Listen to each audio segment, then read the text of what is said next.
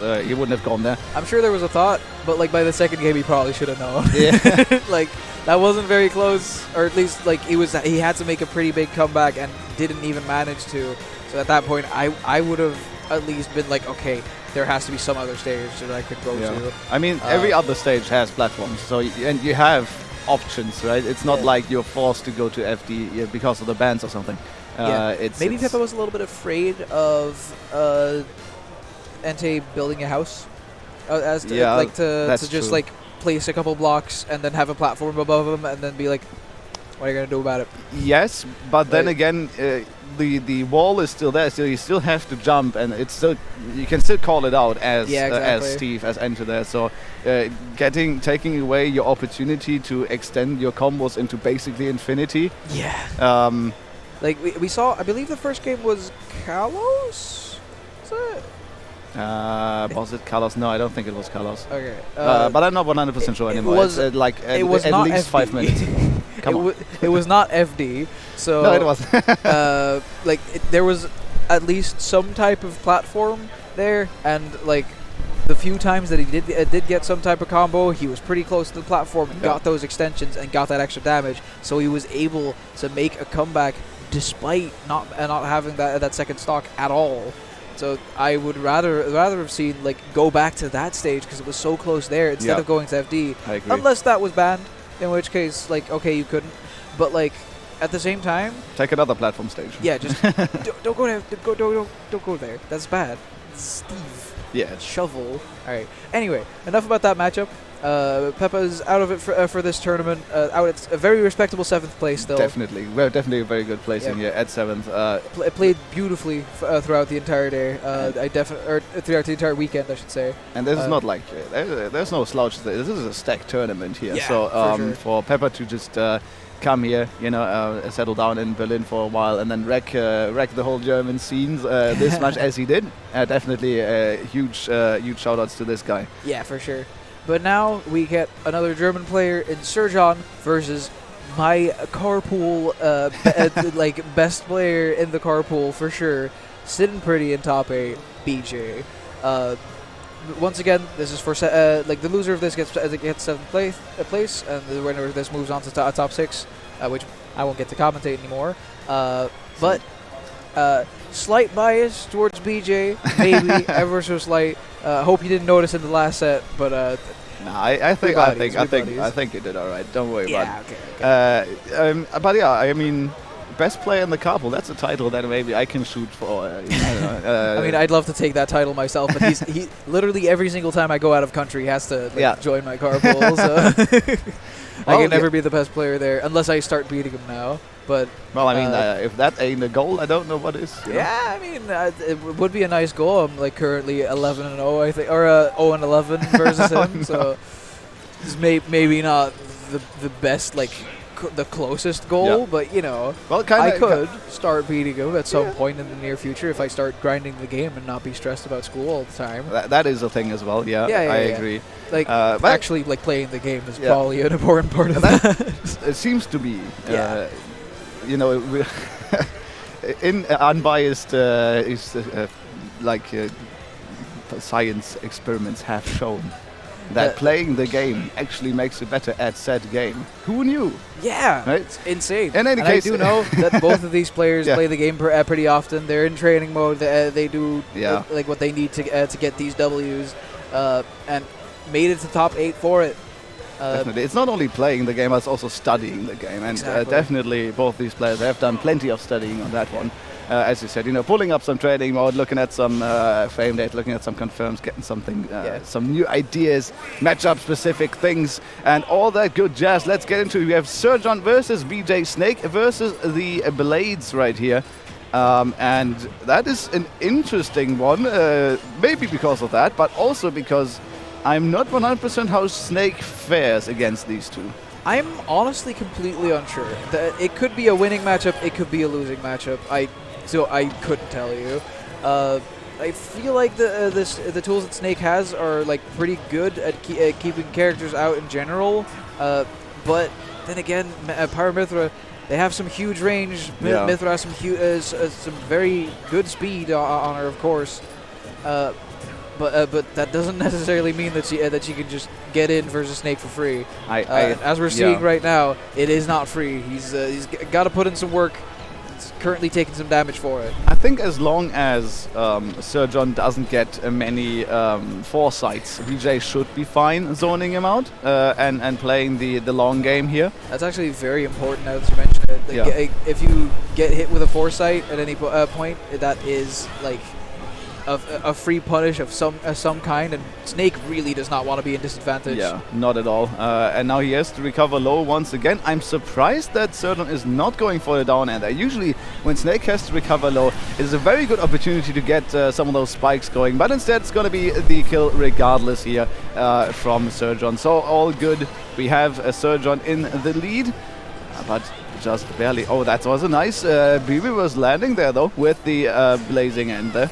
Yeah, very smooth. The B versus or the side B's coming out like 3 times in a row there. Some people call it the Wi-Fi move, but honestly, that move has quite some applications online or offline as well. For sure. If anything, it provides you with a lot of space, right? Because it kind of just covers like half the stage in front of you, which is actually insane how much that as long as you have like the opponent stuck in like the spinning sword as well. It's a jailing move. Like the opponent can't actually do anything about it. They're just stuck in there. Yeah, you can't punish it either if you're stuck in it. There's no way to escape that. And even if you're not stuck in it, then Pyra is like free to roam. So there's quite some opportunities for her to just like roll away or like jump away or anything like that. And it was even nerfed, right? Like the amount of end lag that Pyra has after swinging the sword or throwing it rather. It was like 2 whole frames. Oh boy. I mean. It's still 2 frames. Yeah, it's still it's still there, but it is still not much. Like you still have to be incredibly. You still have to be in the preemptive position to punch in the first place. And that is not easy to do against this move because it covers so much. Yeah, it really does. Especially with like all of the damage that it does while spinning. It's such a good move, but we're not going to see that for the past like minute or so. They've just been playing some solid neutral. Just getting the neutral wins and just letting the damage climb there. And Sirjon in the end is going to take that one with a nice placed back air, I believe it was, that killed off the top because somehow that back air does that. Yeah, I'm not sure how either, not going to lie. But the back air is also just a huge kill move. That's what I want to see from BeJay here. Yeah, he's very nicely moved around Sirjon swinging on that platform and getting the sweet spot back here, which is surprisingly strong too. Wow, avoiding the grenade with the neutral B. I'm pretty sure that Mythra like falls fast enough where she would probably get hit by the explosion on like the way back down. But she's like he stalled himself in the air using that neutral B. Able to just avoid that, do some extra shield pressure as well. It's the little things, right? Where you have to be like super aware. Yeah, exactly. And it's not like BeJay could have done a whole lot about that shield pressure either, because it's. Okay. Okay, but that just killed apparently. That's the first game for BeJay. A little bit surprising there. I don't think the DI was necessarily on point on that one. No, that DI was suspicious. Yeah, I don't think Sirjon was ready to get hit by the up smash there. Not quite sure if it was a mix-up on the charge height. I wasn't ready for it to hit. I was not ready for it to kill. Yeah, that is true. I mean, BeJay has kind of been moving away from up smashes on ledge a little bit more. He used to spam this quite a lot. Yeah, for sure. But he's moved away a little in favor of grenades and Nikita, which give you a little bit more in terms of coverage and option coverage even, because you have more options with Nikita especially. Also allows you to throw out the up smash as a mix-up instead of just being like, oh, look at me, ledge trap, haha. Which is still very effective. Don't get me wrong. It is a very effective ledge trap. We've seen. That's for sure. I mean, he's still doing it because, of course, you would. It's Snake. Yeah. Like that up smash is actually free ledge trapping sometimes. Yeah. But like it covers a space for free. But if you don't just spam it and then suddenly press it again, then the opponent just won't see it coming. And here we go. But we are on Talon City now. That is Sirjon's counter pick here, which is interesting because usually this is a decent Snake stage. because you want to kill off the side. You can do so very nicely with Nikita and forward tilt, for example, and you live longer towards the top, even longer than you already do. Yeah. So I'm interested to see why Sirjon is going to pick that one. Of course, Pyra also likes to kill to the side, so that is maybe the thought process behind it. Yeah, Mythra does kind of as well. Like, up smash is, of course, just a neutral tool for the most part, but, you know. Saying that is kind of crazy, actually. Yeah, it is. Like, literally can throw that out. It has no end lag. So, like, that will kill off the top, but instead for the neutral air is going to kill off the side here. Yeah, connecting that last hit right there from BeJay. Of course, this long-lasting aerial just stays out next to the platform. You want to leave that platform, you want to get off it, but you can't because there's a snake swinging legs, you know. Exactly, and those legs do be swinging. They swing hard. Right, here we go. The double fist swing also coming through here for BeJay. Now has the up smash and waits patiently and shield a bit off on the timing though. So Sirjon gets around and gets the confirm to the up air, and that's going to take the stock even on Town and City and even on Snake. There is a lot of power between that up air. Oh yeah, there's quite a lot of power there. We did see BeJay a couple times at ledge now, being ready for the roll in by just like turning around while like covering another ledge option with just like placing a grenade there, having an up smash out. Yeah, that's an option that BeJay really likes to go for. So and it's very visible that he likes going for it because he's already doing the turnaround. And I bet that Sirjon also has picked up on that. So if he ever does that roll in and gets up tilted, I will be kind of surprised. Okay, well, we will see. Be caught off guard very, very hard if that happens.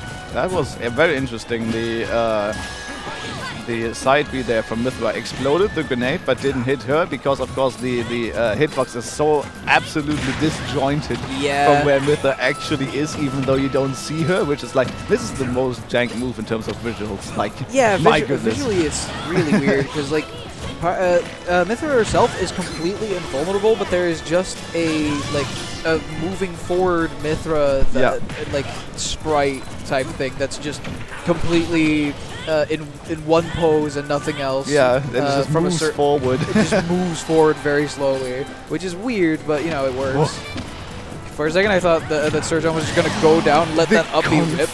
Confirm off the Cypher into the back air. My goodness, BeJay. I honestly didn't even react to that because I've seen BeJay do that so much. Really? Yeah, like BeJay. I don't think he's done that today, but like if you ever get hit by a Cypher way above the stage, then like BeJay's ready with that back air every time.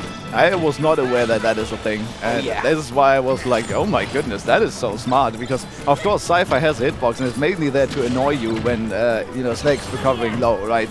But to actually use it for a confirm as well, that's some good stuff. Cool. Yeah, no, yeah, that's Cypher is a stupid move.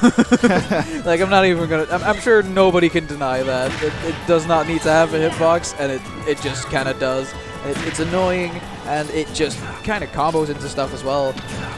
It's an amazing extra tool for Snake to have. Yeah, and now Sirjon just stuck in the air. Now the up tilts are coming through. Yeah, BeJay's just waiting for Sirjon to throw out anything and lock it in place for the up smash, and that's going to be it with max rage Snake as well. 2-0 for BeJay. Yeah. And I love this holding him in place with the jabs. It's so smart. It's always, I love seeing it. It's like something that Snakes do more often. I've seen BeJay do it with side B. I've seen BeJay do it with up smash.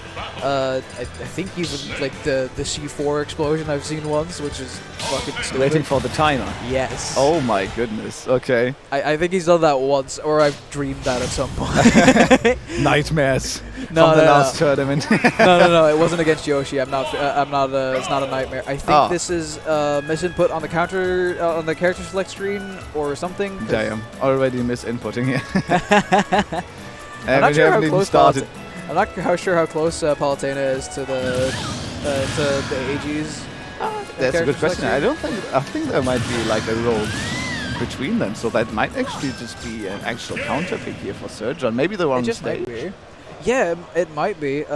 Though Sirjon, like, I do know that he has the ages. I do know that he has the ZSS, but I've never seen his Palutena, I think, come out. Yeah, I know. Well, we'll see if he actually goes for it. So maybe instead trying to go for the ZSS, because that might honestly be a pretty okay matchup for Snake, against Snake. Yeah.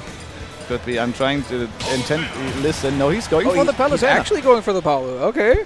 Okay, so we're getting the Sirjon Palutena counterpick against BeJay here. Of course, Palutena has quite some options to deal with what Snakes bring to the table, namely invincibility on the shield and the reflector as well on the down B. Yeah.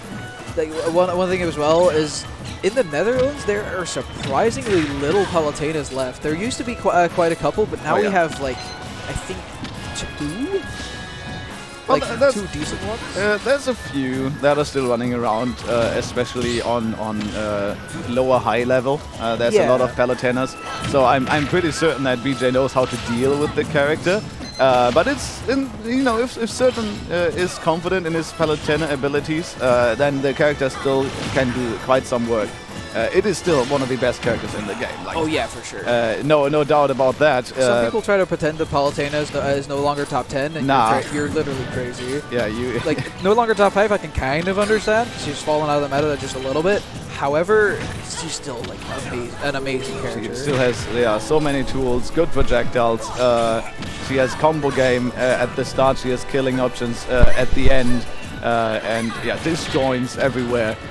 Palutena is a good character, and maybe we'll see Sirjon use that to his advantage. So far it's pretty even and pretty slow on this one as well. I think this is more or less the Sirjon pace that we come to expect as well, and a nice catch with the up air as well to get that stock of BeJay. The Sirjon's pace, is he usually not gonna play very fast? Or? Yeah, he's from what I've seen from Sirjon yesterday and today, he's a player who likes to play the slow game. Okay. From the one set that I played against him, I got run down like a okay like nothing else. So I don't think I recognize that, but he is playing very patient right now, trying to trap BeJay in disadvantage. Of course, Palutena does have like very good tools to keep the opponent in disadvantage, so that might be one of the tools that the Sirjon was looking for. Yeah, and it's working out so far, and quite nicely indeed, as he has a 2-stock lead right now on the Palutena, and maybe BeJay, not in the right mindset at the moment to deal with the Palutena. Of course, still has the, the Pyra Mythra locked and loaded in his mind. Yeah. And so this is quite a different pace from BeJay as he gets very far down with that Nikita. Luckily for BeJay, that doesn't put you in a special fall, which I was worried about for a quick second there, but no, it doesn't. I don't think Snake even has a special fall, other than when it gets onto the Pac-Man trap. Yeah, you can force it with Pac-Man, but that's about it. Yeah, exactly. Those things are always funny. There we see again the jabs to hold him in place, but I'm surprised that Nikita didn't actually hit. Oh my goodness, 204% now on Sirjon. He's getting hit by stuff. He's not getting hit by killing stuff, although that that up tilt was the killing stuff that BeJay was looking for right there. So good stuff for BeJay to find it, but there's still way more work to be done. And while we still have 4 minutes on the clock, that one is ticking. And if you want to slowly but surely build damage, you can do that for sure. But at some point, you're going to run into time issues here. Yeah. We saw just now, just like shield, running around shielding again, just to counteract the auto radical, which I think BeJay knows that you can literally just shield all 3 of the hits. Don't even worry about parrying. Let go of at the last hit, and then go for the dash attack. It's just a true punish, or at least it looked like that. Which, by the way, I had no idea that was that punishable. You can punish it from that type of distance. Well, if you have a good enough burst option, right, then that can happen.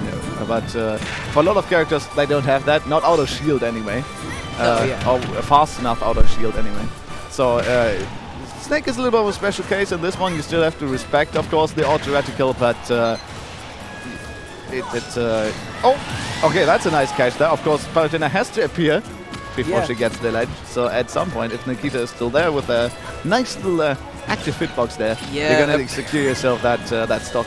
Appearing right in the middle of a active missile is probably not what I want to see if you're Sirjon. However, still in advantage right now, at least in the stock advantage and also in the positional advantage. for a lot of this game.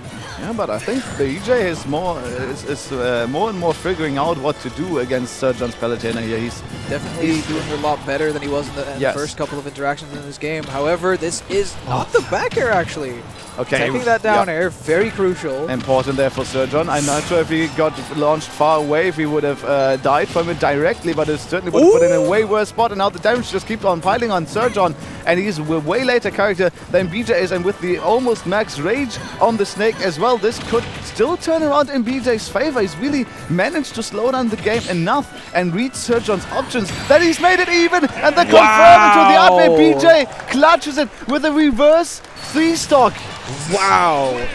Amazing comeback by BeJay. Just the adaptations that were on display right there. That was incredible. Yeah, that was absolutely incredible. Mid-game adaptations. Mid-game as well. adaptations. Not even mid-set, it's mid-game. That's what we see from top players, and Yeah, BeJay I looking agree. like one right now. Incredible stuff. Well, Yes. that's So- more or less it from us.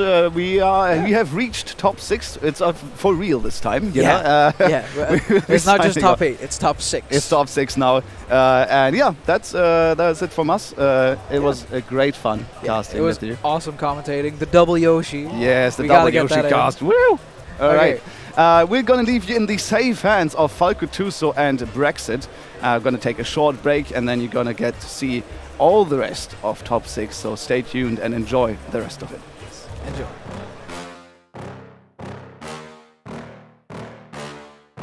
Yeah. Please tell me that I can't, that I won't, that I fail, that I'll never make it out, yeah. Please tell me all the bad, never good, fill my head full of every single doubt, yeah. Please say any negative thoughts, I pop off when I hear people say I cannot. I get off to the thought of proving everyone wrong, I won't stop to the top, so you better back off and get lost. I'ma stay loud, stay proud, never running out, never heading south. I'll be spreading out, call it word of mouth, can't put me down, I'll be getting loud. You can have it doubts, not what I'm about, have your cloud, it be raining now, I keep making sound, so I'm never ready, I'm looking bound, can't stop me now. You don't wanna fuck with me, a slow burn like a disease. Just tell me that I can and I'll show you things that you couldn't believe. Just tell me.